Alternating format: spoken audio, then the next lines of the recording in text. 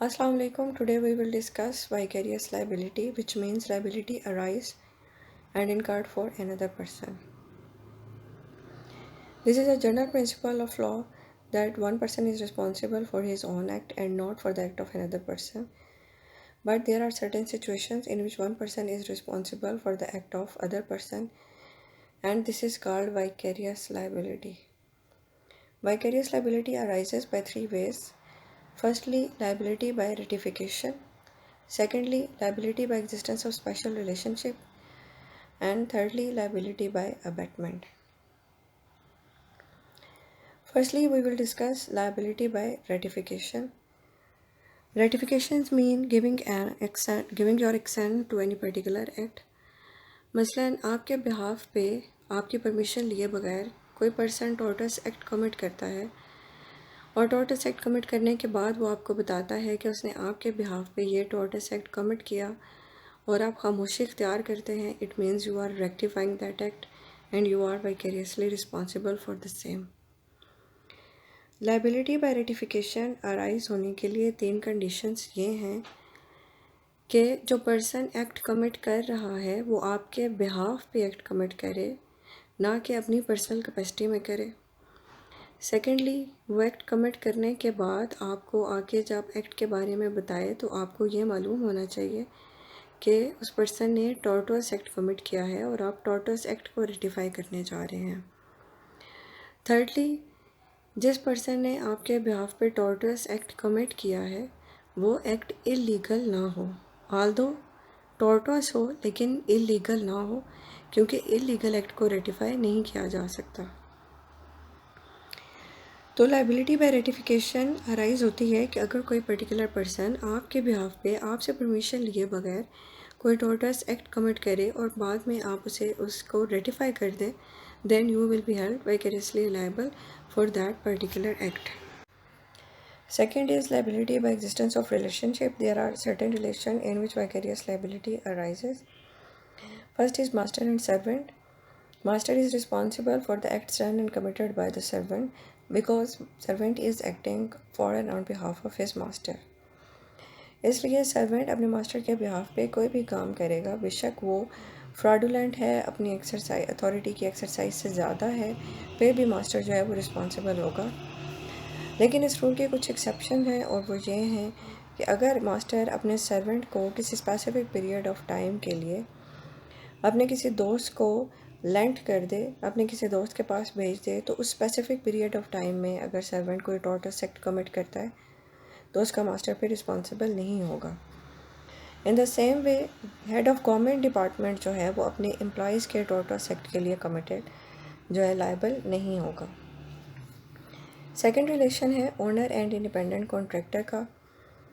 Independent contractor is basically one who undertake to produce a given result without being in any way controlled as to the method by which he attain that result.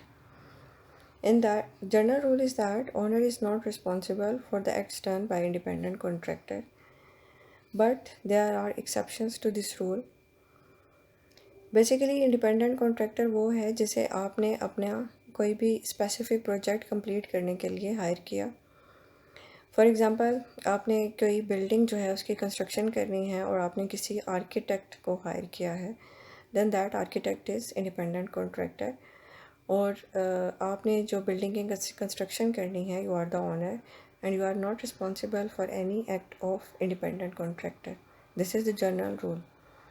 When you will held responsible कि आप architect के काम को supervise करें, उसको independently काम ना करने दें, then you will be held responsible. Secondly, अगर आप कोई इनकम्पिटेंट जो है इंडिपेंडेंट कॉन्ट्रैक्टर हायर कर लें, फॉर एग्ज़ाम्पल आपने जो आर्किटेक्ट हायर किया वो पूरे इलाके में मशहूर था कि बहुत इनकम्पिटेंट है, लेकिन आपने फिर भी उसको हायर कर लिया, then you will be held responsible for any act negligence nuisance committed by that independent contractor. Third is the relation of principal and agent.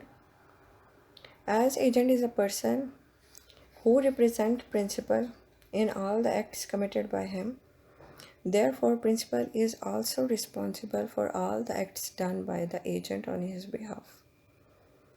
Fourth is company and its director.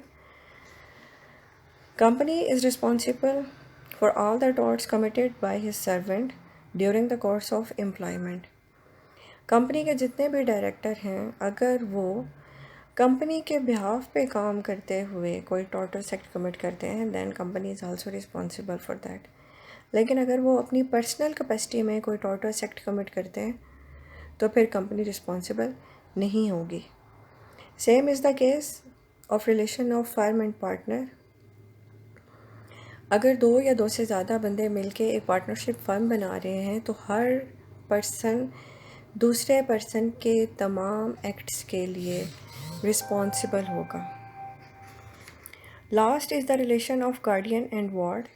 Generally guardian is not responsible for the acts of the ward, but if the guardian himself act negligently and allows the ward to commit a tortuous act, then he is responsible. For example, अगर कोई father जानबूझ के, जबकि उसे पता है कि उसका बेटा जो है वो माइनर है और उसको गाड़ी चलानी नहीं आती, और वो उसको गाड़ी की चाबियाँ दे दे और उसे कहे कि जाओ गाड़ी चलाओ, और वो गाड़ी ड्राइव करते हुए किसी का एक्सीडेंट कर दे, then father is also held responsible. Second is liability. Third is liability by abetment. Abetment means to instigate someone to commit a particular act. अगर आप किसी को कोई टॉर्टस एक्ट कमिट करने के लिए उकसाते हैं या इंस्टिगेट करते हैं, और आपके इंस्टिगेट करने पे कोई दूसरा पर्सन जो है कोई टॉर्टस एक्ट कमिट कर देता है, तो आप भी उतने ही रिस्पॉन्सिबल होंगे और आप भी वाइकेरियसली लायबल होंगे उस पर्सन के साथ जो कि टॉर्टस एक्ट कमिट कर रहा है. आल्दो कि आपने उसको कमिट नहीं किया, लेकिन क्योंकि आपने उकसाया इसलिए आप भी रिस्पॉन्सिबल होंगे. अब वाइकेरियस लायबिलिटी अराइज़ होने के 3 तरीके हैं. फर्स्टली रेटिफिकेशन, कि आपने जो है सब्सिक्वेंटली एक्ट के कमिट होने के बाद उसकी इजाज़त दी कि बिल्कुल ठीक किया, then you will become responsible. Secondly, कोई स्पेशल रिलेशन एग्जिस्ट कर रहा था पार्टीज़ के दरमियान, तो भी जो है वाइकेरियस लायबिलिटी जो है अराइज़ हो जाएगी. एंड थर्डली बाय अबेटमेंट, कि आपने किसी को उकसाया, इंस्टिगेट किया टॉर्टस एक्ट कमिट करने के लिए, तो भी जो है वाइकेरियस लायबिलिटी अराइज़ हो जाएगी.